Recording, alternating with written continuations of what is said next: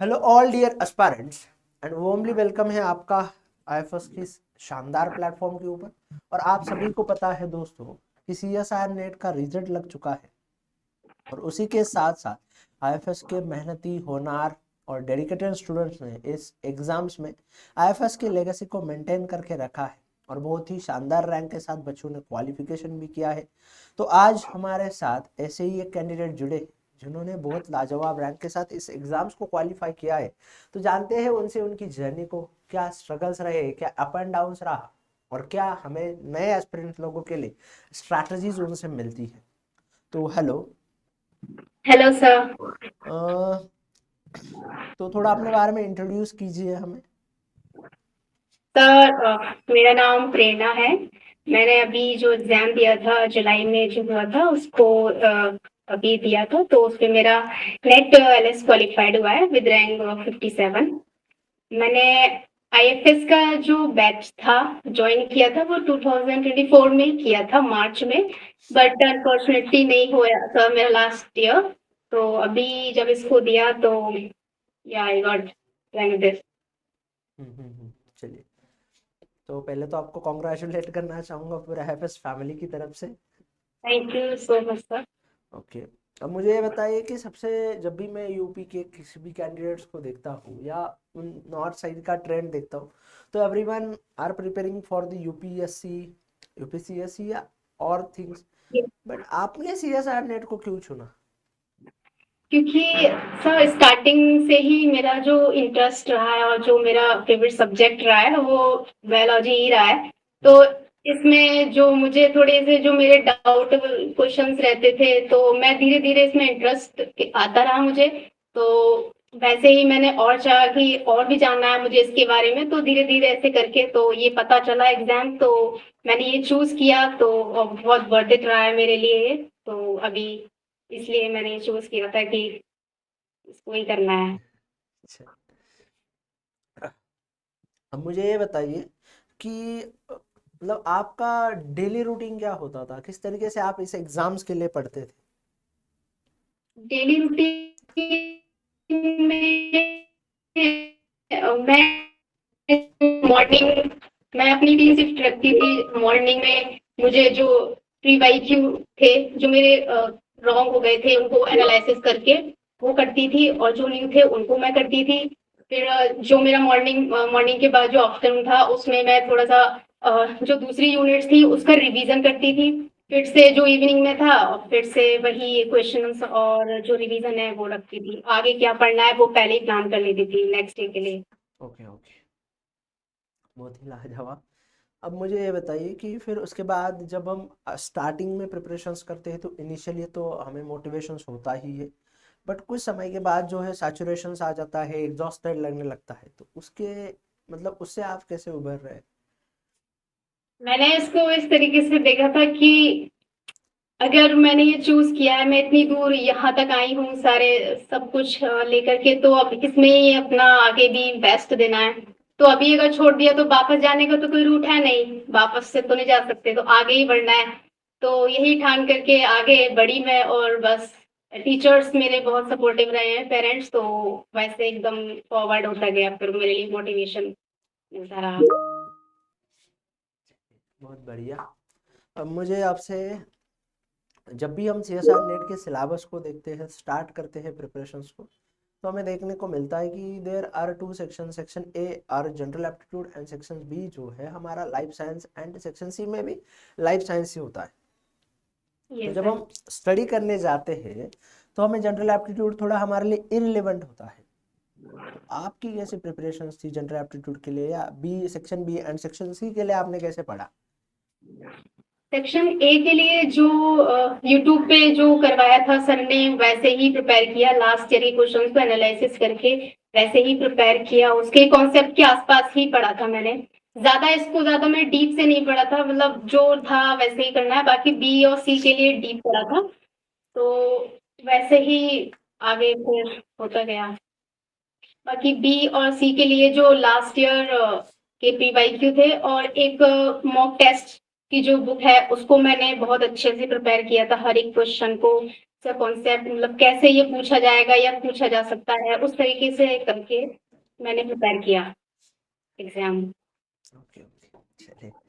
अब मुझे ये बताइए कि ये जो इंटायर सिलेबस है आपके लाइफ साइंस में से, तो कौन सा यूनिट जो है आपका पसंदीदा यूनिट था? मेरा बायोटेक्नोलॉजी से जो मतलब एक तो हाँ जेनेटिक्स का मुझे अच्छा लगा था, मॉलिक्यूलर बायोलॉजी भी मुझे पसंद था, मतलब काफी इंटरेस्ट आता है मुझे उसमें। ओके। एक होती है यूनिट इजी लगना और एक होती है पसंद लगना, तो आपको कौन सी वाली कौन सी थी? मुझे मॉलिक्यूलर बायोलॉजी इंटरेस्ट लगता था उसमें, तो मुझे इजी लगती थी वो। हम्म। उसमें जो था कॉन्सेप्ट और जो छोटे छोटे से क्वेश्चंस रहते हैं कॉन्सेप्ट पे, वो बाकी जो जेनेटिक्स है वो भी ठीक थी, मतलब इजी भी है और इंटरेस्टिंग भी है, तो ऐसे कॉम्बो बन गया था। चलिए, बहुत लाजवाब। अब मैं थोड़ा और आगे बढ़ता हूँ। अब मुझे बताइए कि अब इतनी दो यूनिट इजी और थोड़ी पसंदीदा तो लगती थी आपको, बट ऐसी भी कोई यूनिट रहती होगी ज़रूर जो कि आपको कॉम्प्लेक्स लगती होगी, हार्ड लगती होगी, थोड़े ऐसा लगता होगा कि ये ना होती तो बेहतर होता। तो हाँ, और जिसमें मतलब टूल्स एंड टेक्निक्स का जो सेक्शन है वो मुझे थोड़ा सा लगता था कि मतलब कि ये थोड़ा सा मेरे लिए इजी नहीं है, और मतलब समझ नहीं आता, मुझे इंटरेस्ट ही नहीं आता था उसमें, तो वैसे था। ओके, बहुत बढ़िया, शानदार। अब थोड़ा आगे बढ़ते हैं, तो आपकी रिवीजन की, मॉक टेस्ट की और आपके क्वेश्चंस की, मतलब जो मॉक टेस्ट है, रिवीजन है, संडे टेस्ट थे, इनकी कैसी मतलब ये होती थी, शेड्यूल कैसा करते थे आप, किस तरीके से टैकल करते थे, सवालों को कैसे सॉल्व करते थे? ये सर, तो जो मॉक टेस्ट का था, अभी जो 10 मॉक टेस्ट देते थे उसको मैंने जब मुझे पता था कि लास्ट टाइम मेरा नहीं हुआ है, तो मुझे अपनी जो मिस्टेक्स थी वो मुझे पता चल गई थी अच्छे से देख करके। फिर मैंने उस पे ही काम किया कि पहले मुझे क्वेश्चंस ही करने हैं, अगर मैं ड्रॉ करूँ तो उसके बाद मुझे ये रिवीजन करना है, पढ़ना है।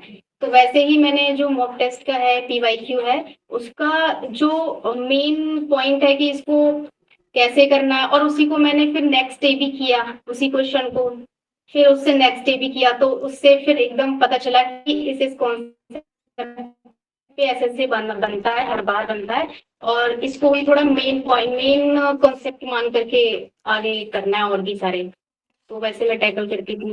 ओके। तो आपने कितने यूनिट्स की प्रिपेयर करे करे थे सीएसआर के लिए? मैंने 8 to 9 यूनिट प्रिपेयर किए थे, अच्छे से किए थे ये। ओके। तो मैंने बहुत सारे लोगों से, कैंडिडेट से, एस्पिरेंट लोगों से सुना है कि वो ज़्यादा यूनिट चाहिए होते हैं, तो उसके ऊपर आपका क्या रिव्यू?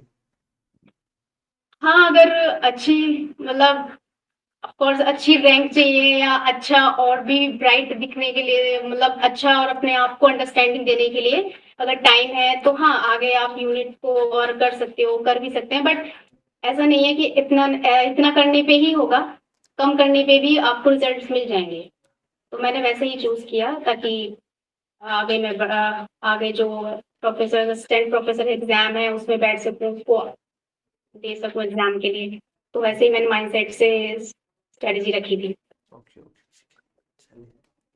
अब यस सर। मुझे ये बताइए कि आपके एंटायर जर्नी में आपको क्या ऐसे तीन डिफिकल्टीज लगी या तीन प्रॉब्लम्स लगी जिनके, मतलब जिनसे आपको टैकल करने में थोड़ा हार्ड लगा, या आपको लगा ऐसा कि नहीं यार, ये चीज़ें अगर ना होती या ये तीन प्रॉब्लम ना होती तो थोड़ा और अच्छे से मैं प्रिपेयर कर पाती? कब मैंने अपना जो कोर्स ऑनलाइन लिया था वो मैंने अपने ही इसी रूम में बैठ के, लाइक जो भी स्टडी करी है वो इसी यहीं पे करी है, ऐसा मैं गई नहीं थी ऑफलाइन के लिए। तो घर में जो कुछ रहते हैं प्रॉब्लम्स या इश्यूज, तो वो सब वो भी फेस करना है, उसे इग्नोर नहीं कर सकते, तो उसके साथ करके उसको भी मैनेज किया, इधर अपना जो फोकस था वो भी मेन रखा। बाकी प्रॉब्लम आई जैसे कि लाइक सब लोग अगर जा भी रहे हैं, शादी हो या कुछ भी है, तो खुद को थोड़ा सा कंट्रोल किया कि ये बाद में हो जाएगा, ये तो लॉन्ग टर्म प्रोसेस है। तो बहुत सारी ऐसी चीजें आई थी जो प्रॉब्लम क्रिएट करी थी मुझे घर पे या अच्छा। बाकी डिमोटिवेट भी मैं बहुत हो गई थी जब नहीं हुआ था, तो बट स्टिल थोड़ा सा और पॉजिटिव सोच करके, और पता था डेफिनेट यही है, तो करना ही है, तो करना ही है सर। बहुत ही शानदार। अब जो भी आगे आने वाले फ्यूचर एस्पिरेंट्स हैं तो उनके लिए क्या सलाह देना चाहो? यही कि पहले अगर आप फर्स्ट टाइम इस एग्जाम को टैकल करने जा रहे हो, तो जो भी पीवाईक्यू है ऑफ कोर्स वो बहुत इंपॉर्टेंट रहते हैं। उससे ऐसा नहीं है कि वो ही आएंगे, उससे ये पता चलेगा कि इनका तरीका क्या है। इस कॉन्सेप्ट पढ़ तो लेते हैं हम, तो वो पता नहीं रहता है कि इस पे पूछा कैसे जाएगा। तो वो मुझे वहां से आइडिया मिला, तो मैं यही सजेस्ट करूंगी कि पहले पीवाईक्यू, देन आप जो भी टॉपिक एक दिन में पढ़ा है उसका आपको क्वेश्चन लगाना है, जहां जहां से मिले आपको। और फिर उसके बाद लास्ट टाइम में जो मॉक टेस्ट रहते हैं उसको लगाएं, और अकॉर्डिंग देखें कि नंबर कितने बैठ रहे हैं, या जो भी है आप उसके अकॉर्डिंग करें। बाकी तो रहता ही है कि सब पता होता है कि इस सेक्शन के लिए कितना पढ़ना है, क्या पढ़ना है। तो ये था। चलिए ठीक है। Thank you so much for sharing your experience, your journey with us and wishing you very all the best. Thank you so much. Thank you so much sir.